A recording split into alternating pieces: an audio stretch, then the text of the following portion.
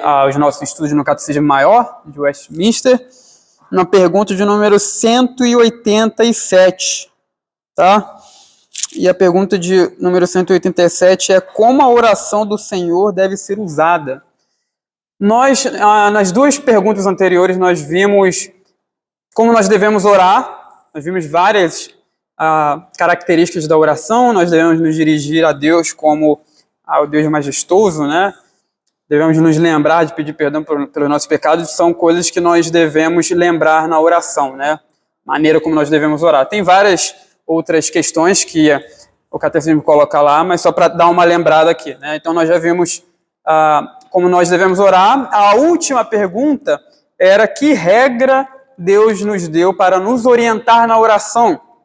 E nós vimos que toda a Escritura serve para nos orientar na oração, porque a Escritura é onde Deus se revela, então nela Deus nos orienta a como nos dirigirmos a Ele, a como orar. Nós vimos também que existem textos nas Escrituras especificamente que tratam sobre oração. Então, por exemplo, Paulo fala: orai sem cessar. É um trecho das Escrituras que trata especificamente da oração, né?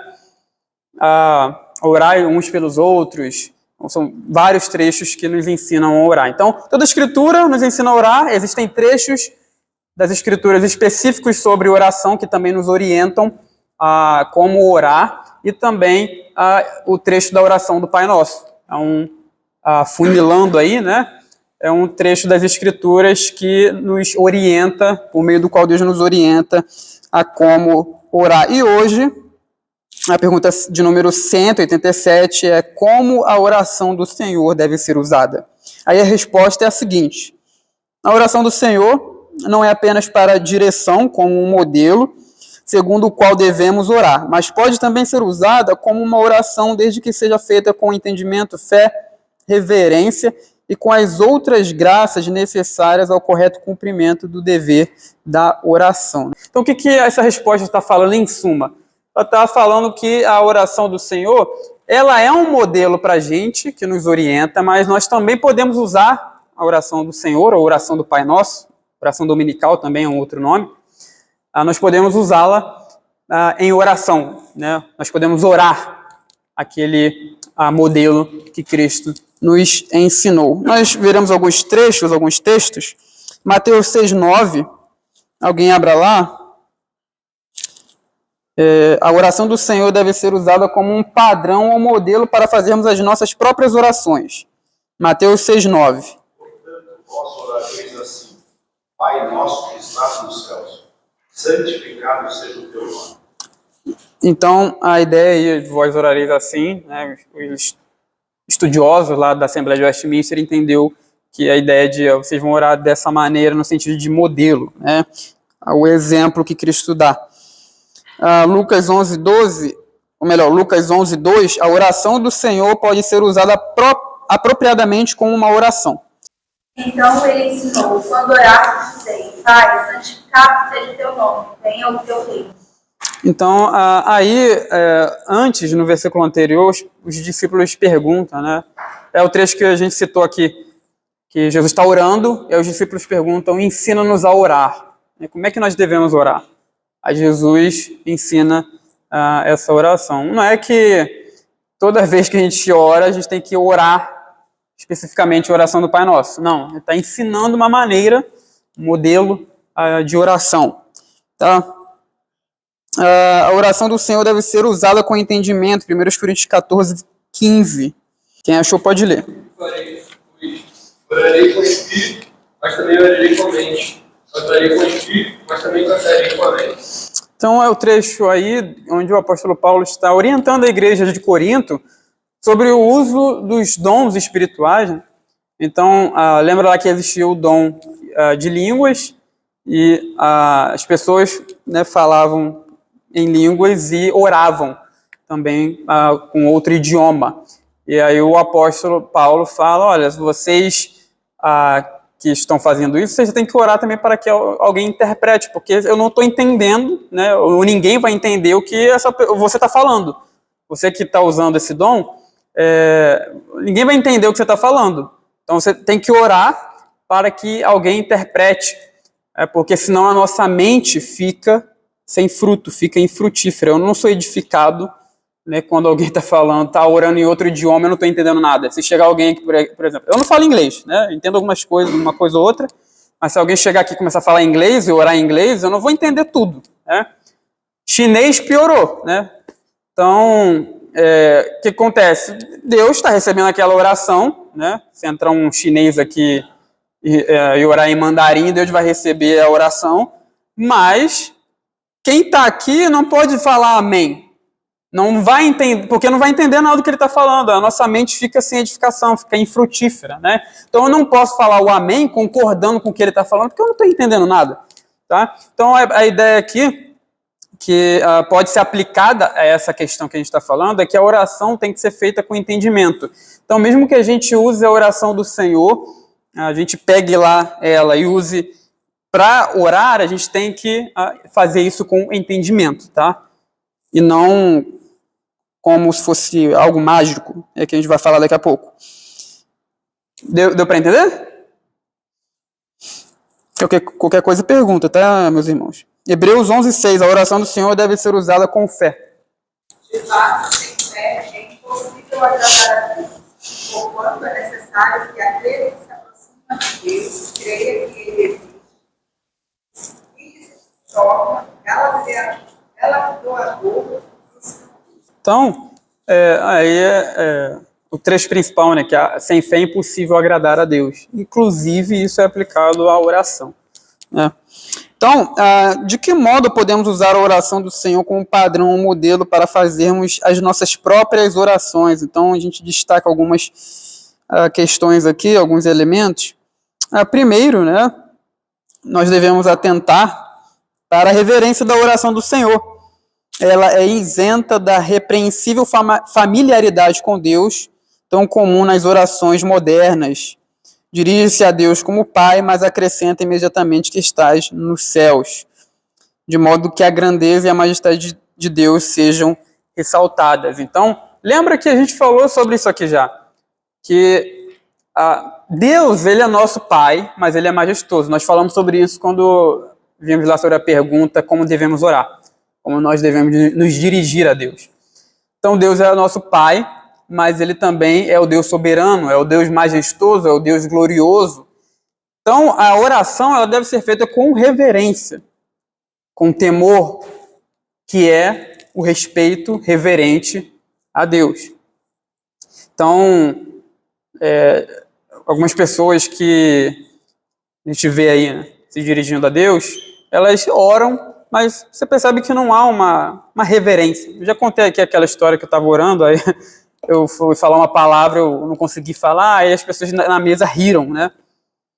E foi uma risada ali que pareceu uma falta de reverência, né? Então a gente tem que ter cuidado com a nossa reverência diante de Deus, porque, claro, Ele é nosso Deus, Ele é nosso Pai, nós temos comunhão com Ele, mas Ele é o Deus majestoso, glorioso, soberano. Né? Então, existe uma familiaridade que os crentes têm com Deus, mas é uma familiaridade qualificada, que deve ser qualificada por essa reverência, por esse temor. Tá? Então, relacionamentos, familiaridades são qualificados. O relacionamento do homem com a sua esposa, da esposa com o seu marido, tem uma familiaridade ali, mas é qualificado dentro daquele relacionamento. Assim são também a familiaridade, o relacionamento com os amigos, e com Deus a mesma coisa. Né? Há familiaridade, mas é qualificada pelo temor do Senhor, pelo respeito reverente a Deus, pelo senso da sua grandeza e majestade. Né? Lembrar que Deus ele é imanente porque ele se revela a nós. Tá? Nós temos comunhão com ele, ele se achega a nós, ele se revela, ele fala conosco, ele é o Deus que fala, e tem comunhão conosco, mas ele também é transcendente. Ele está acima de nós, ele é maior do que tudo. São dois aspectos que as Escrituras falam sobre o ser de Deus. Ele é outro, né? Ele não é nosso igual, e se revela, né? Então as duas coisas são verdade, a gente tem que lembrar disso. Tem lá o texto de Isaías que traz essas duas verdades, Isaías, se eu não me engano, 57, 17, se eu não me engano, que fala assim, né, assim diz o alto santo, eu habito no alto e santo lugar, mas também habito com o contrito e o quebrantado de espírito. Então o Deus grandioso, glorioso, ele habita com o quebrantado de espírito, mas ele é glorioso, ele é santo, ele habita no santo lugar. Ele se revela a nós, mas ele é grande, majestoso. Tá? Então, lembrem-se sempre de recordar da majestade de Deus na oração. É isso que a oração do Pai Nosso nos ensina, né? Pai Nosso que estás no céu, não está aqui na terra como se fosse o nosso igual, né? É elevado. Em segundo lugar, nós devemos observar também a simplicidade, a objetividade da oração do Senhor. Então perceba que a linguagem simples. Não tem uma linguagem rebuscada aqui na oração que Jesus ensina aos seus discípulos. E isso serve de exemplo para a gente. Às vezes a gente vê alguns irmãos, a gente pede para orar e quer florear a oração, falar bonito. E não precisa disso, tá? Claro, se esse linguajar mais rebuscado fizer parte do vocabulário da pessoa, tem gente que fala bonito assim, naturalmente, né? Não é o normal, não é o comum. Tem gente que, pessoas que falam assim, se fizer parte do vocabulário da pessoa, não tem problema nenhum. Ela tá ali, se ela estiver ali orando de coração, tudo bem, mas não é algo necessário na oração. Deus não pede para nos dirigirmos a Ele com um linguajar rebuscado, floreando, né? E tem gente que quer se mostrar, né? E não precisa disso. A oração tem que ser feita ao Pai, pela mediação do Filho, no Espírito Santo e com sinceridade de coração. É isso que Deus requer de nós. Então, perceba que a oração do Senhor, ela é simples, ela é objetiva também. Outra coisa que nós destacamos aqui é o caráter centralizado em Deus. Então, você perceba que Jesus começa com o Pai Nosso que estás no céu, santificado seja o teu nome, venha o teu reino, seja feita a tua vontade, assim na terra como nos céus. Ele primeiro se dirige a Deus, e essa oração mostra que há uma centralidade na pessoa de Deus, uma centralidade na vontade de Deus. E é interessante isso, né? Que antes de antes de pedir por outras coisas, ele foca em Deus, na vontade soberana de Deus, nas coisas do Senhor. Então, há uma centralidade em Deus nessa oração que Jesus nos ensina. E, por fim, devemos notar que a oração do Senhor inclui as nossas necessidades tanto materiais quanto espirituais.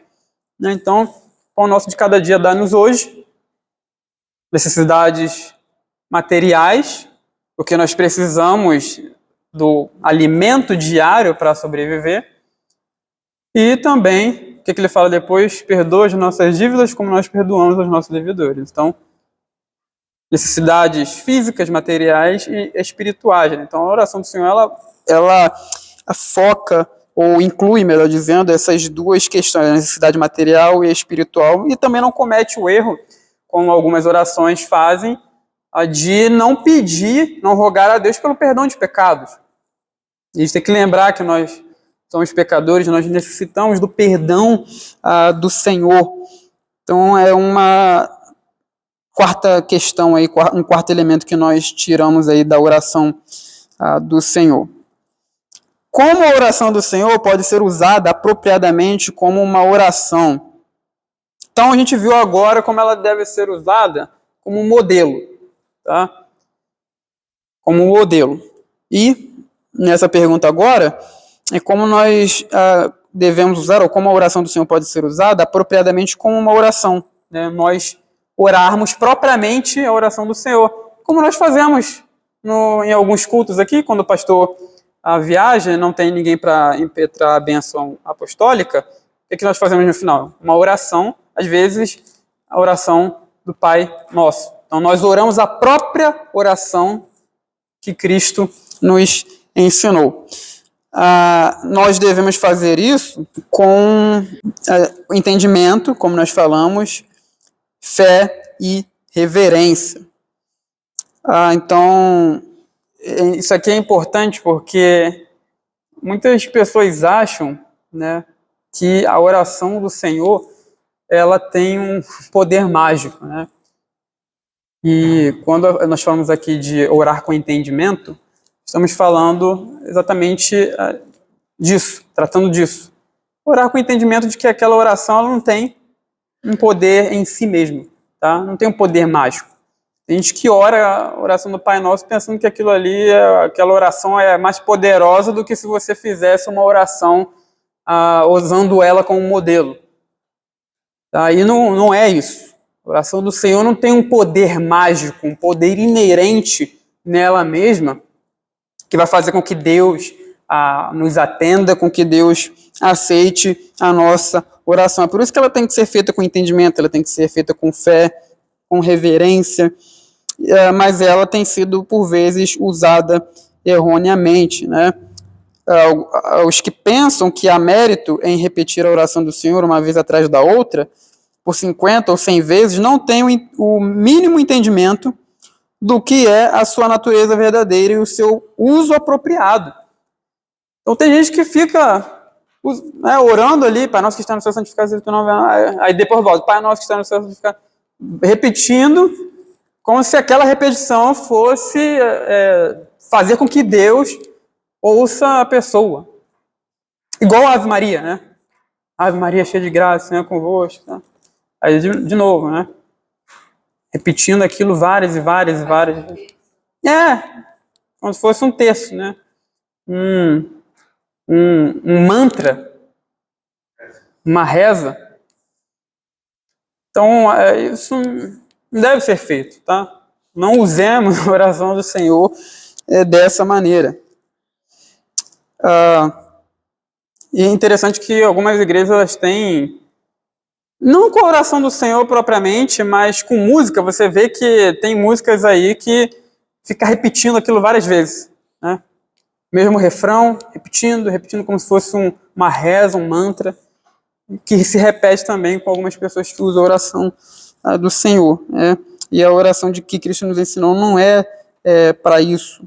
Tem que ser repetida assim. Isso aí não vai fazer com que Deus aceite mais a oração ou que Ele te ouça, né? Então, nós já vimos aqui a pergunta 187, e nós vamos ver mais duas perguntas hoje, que é a pergunta de número 188 e 189, né? A pergunta de número 188 diz o seguinte: de quais ou de quantas partes consiste a oração do Senhor? A resposta é a seguinte: a oração do Senhor consiste de 3 partes: prefácio, petições e conclusões. E a pergunta de número 189, que está junto aqui no nosso estudo do Catecismo, diz o seguinte: o que nos ensina o prefácio da oração do Senhor? O prefácio da oração do Senhor, né, a resposta, o prefácio da oração do Senhor, contido nas palavras Pai Nosso que estás no céu, ensina-nos quando oramos a nos aproximarmos de Deus confiante na sua bondade paternal e no benefício que dela, melhor dizendo, obtemos.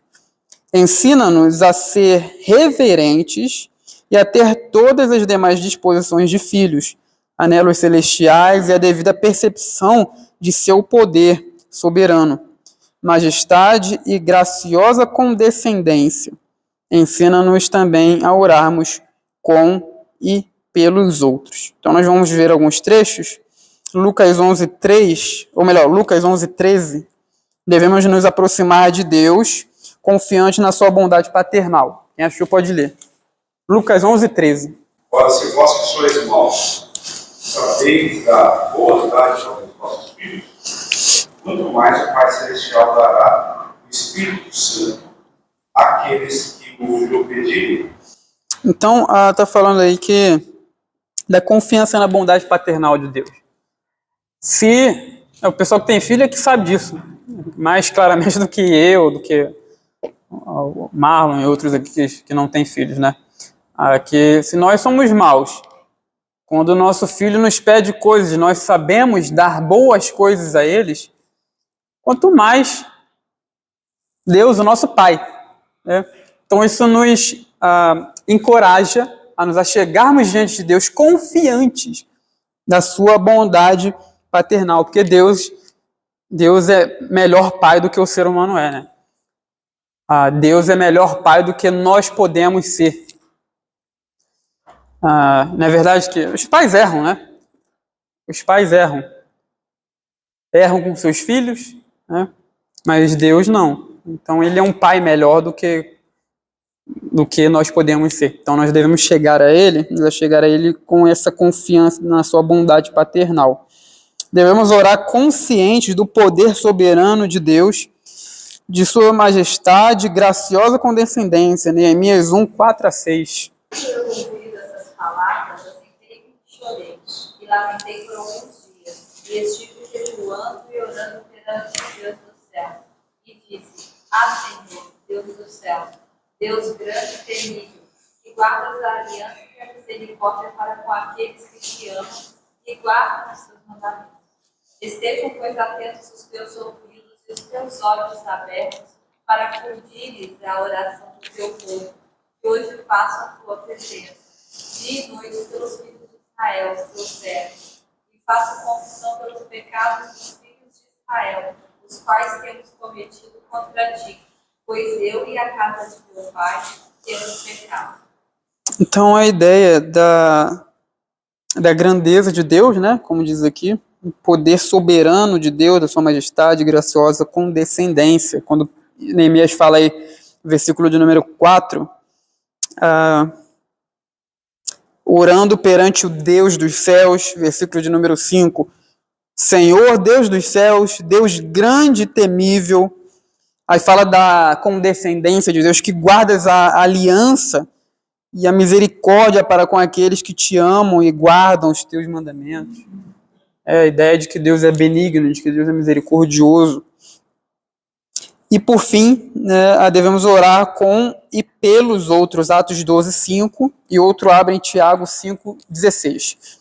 Atos 12, 5, primeiro texto, Atos 12, 5 e Tiago 5, 16. Pedro, pois, estava guardado no carro, mas havia oração incessante a Deus por parte da igreja a favor dele. Então, a ideia de que nós devemos orar pelos outros. Então, Pedro preso, a igreja ali orando incessantemente por Pedro, né? Tem outros textos das Escrituras que nos mostram. É uma coisa óbvia, né? Nós devemos orar pelos outros. Mas é bom a gente ressaltar isso aqui. Até porque tem gente que tem dificuldade de orar pelos outros. A pessoa só lembra dela mesma, né? É claro que nós temos necessidades, nós temos questões que devemos levar diante de Deus que são relacionadas a nós, né? Necessidades materiais, espirituais, mas nós devemos lembrar que nossos irmãos também têm outras pessoas também. Então, orar não somente por nós, mas também por outros, né? Em Tiago 5,16. Confessai, pois, os vossos pecados uns aos outros, e orai pelos outros para seres curados. Muito forte por sua eficácia a súplica do justo. Então,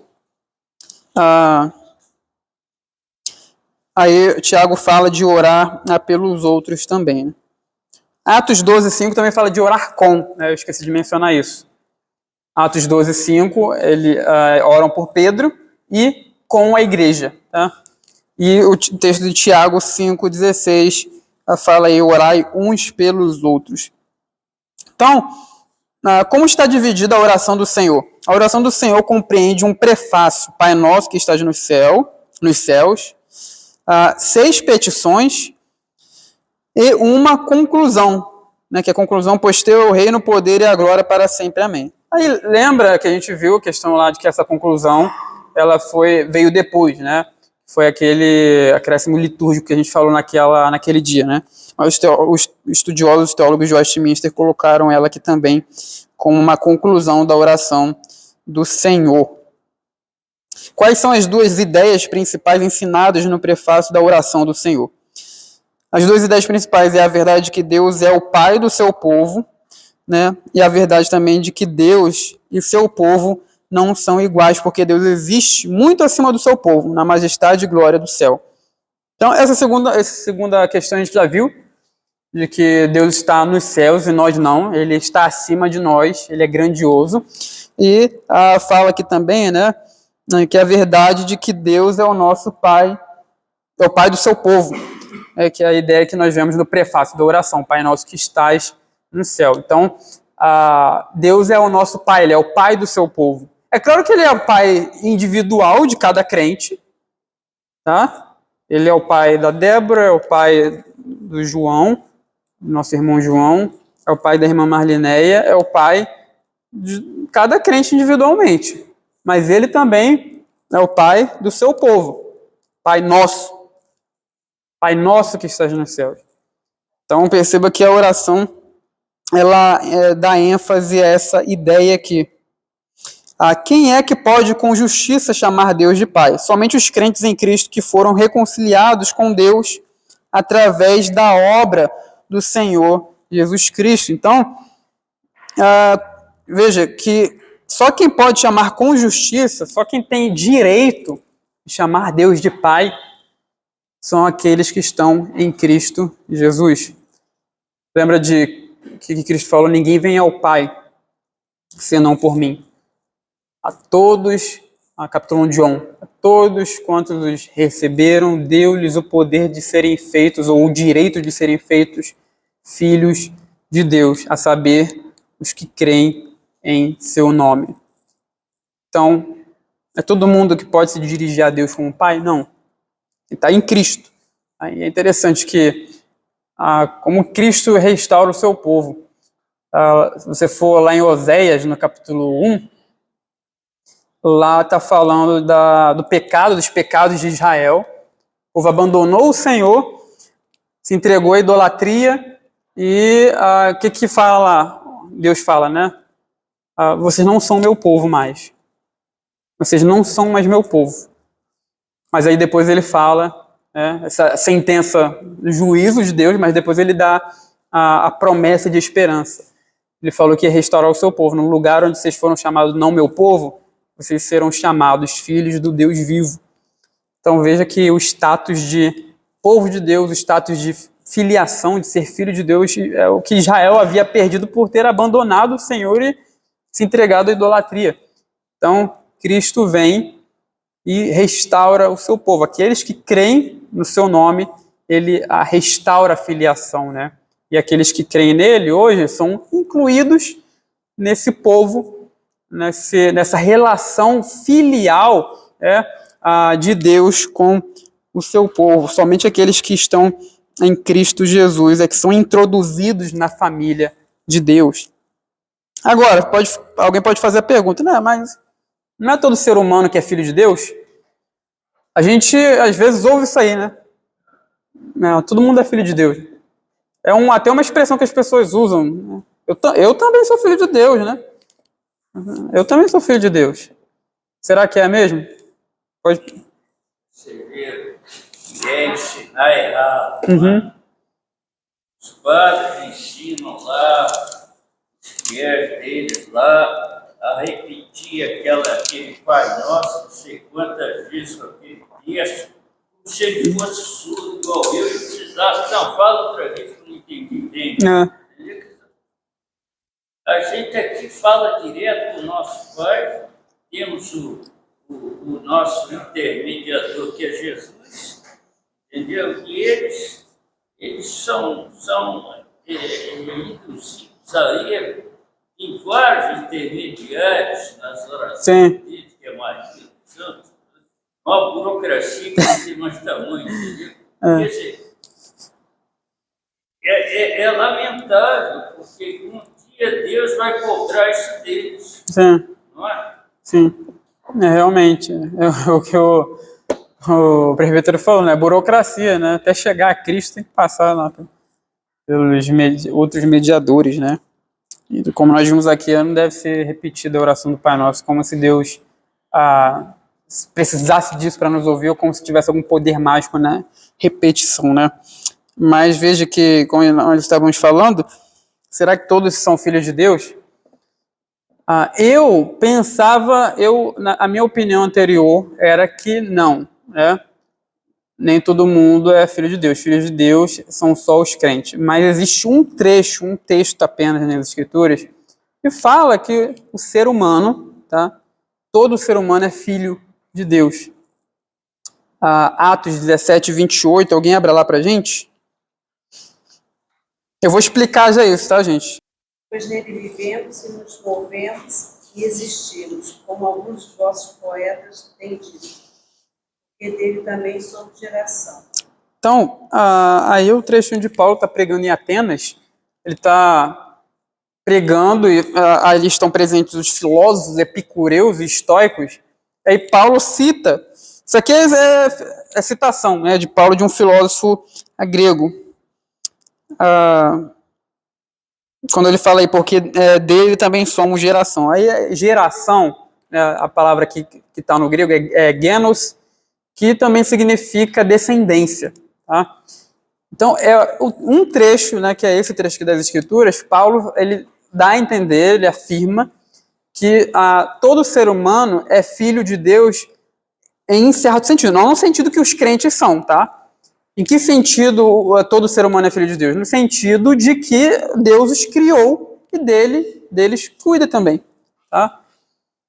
Lembra que lá da genealogia de Cristo, lá em Lucas, Lucas ele pega e vai retrocedendo a genealogia de Jesus até chegar em Adão. Né?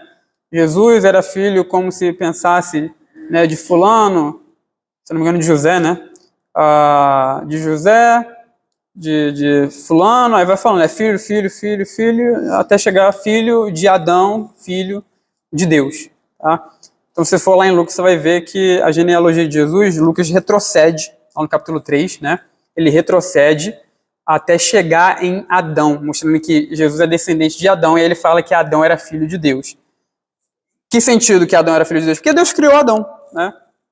Tá? Deus criou Adão e dele cuidou, dando ali todas as condições necessárias para que Adão sobrevivesse ali no jardim que Deus o colocou. Então, nesse sentido, no sentido natural, apenas nesse sentido, todo ser humano é filho de Deus.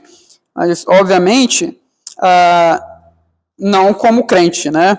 O crente é filho de Deus porque ele está em Jesus Cristo. Cristo nos insere numa comunhão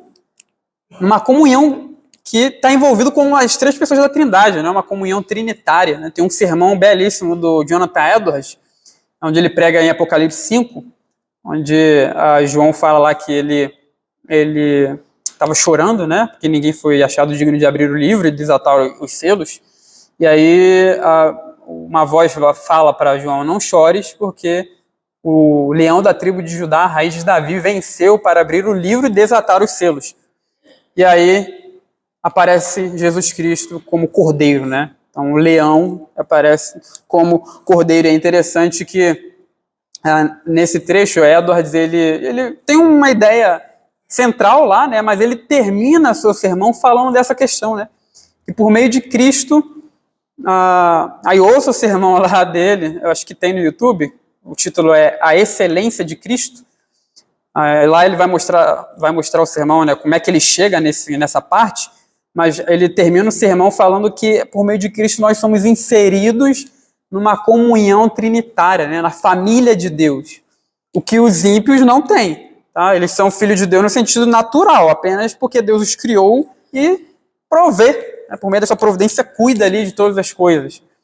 Cuide da vida deles, mas eles não são filhos no sentido que nós somos. Nós temos comunhão com Deus, acesso a Ele, estamos numa comunhão familiar, né? Onde a Trindade está envolvida, é algo muito especial, tá? Que os ímpios não possuem. Então, nesse sentido religioso, que o termo pai é usado na oração do Senhor. Então, nesse sentido, não é verdade que todos sejam filhos de Deus, tá? Nesse sentido de estar em Cristo e ser adotado. Então, nesse sentido, não são todos que são filhos de Deus. Jesus chamou alguns dos judeus não de filhos de Deus, mas de filhos do diabo, né? João 8, 42 a 44.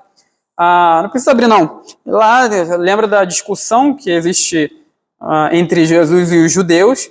A gente vai ver quando a gente chegar lá, no capítulo 8. Mas o Evangelho de João mostra várias discussões entre Jesus e os judeus, que eram inimigos de Cristo. E lá ele fala, olha, vocês não são filhos de Abraão, vocês são filhos do diabo. Porque vocês praticam as obras do diabo. Vocês querem tirar a minha vida, vocês querem me matar. E o diabo foi homicida, né, desde o princípio. Então vocês estão praticando as obras do pai de vocês. Então, por meio de imitação, aquelas pessoas eram filhas do diabo, assim como os ímpios hoje também são, né? E 1 de João 3,10 a 5, 18 a 19, fala lá, ensina, que alguns são filhos de Deus e os restantes não são filhos do diabo. Então, abra lá em 1 de João 3,10, só esse trecho aí para a gente terminar. Isto são manifestos filhos de Deus e filhos do diabo. Todo aquele que não pratica justiça não procede de Deus, mas aquele que não ama seu irmão. Então, nisto é conhecido os filhos de Deus e os filhos do diabo, né? Então, essa carta de João, ela divide as pessoas em dois grupos mesmo. Os filhos de Deus, aqueles que nasceram de Deus, os crentes, aqueles que creem, né, em Cristo Jesus, e os filhos do diabo. E essas pessoas são diferentes, elas praticam obras diferentes, tá? Então, só os crentes em Cristo Jesus que são filhos de Deus, no sentido de serem adotados, né, por Deus. Os ímpios não são, tá? Apenas no sentido natural de que Deus cuida deles, os criou, tá? Que fique bem entendido isso aqui, né? Alguém tem alguma pergunta? A gente termina aqui.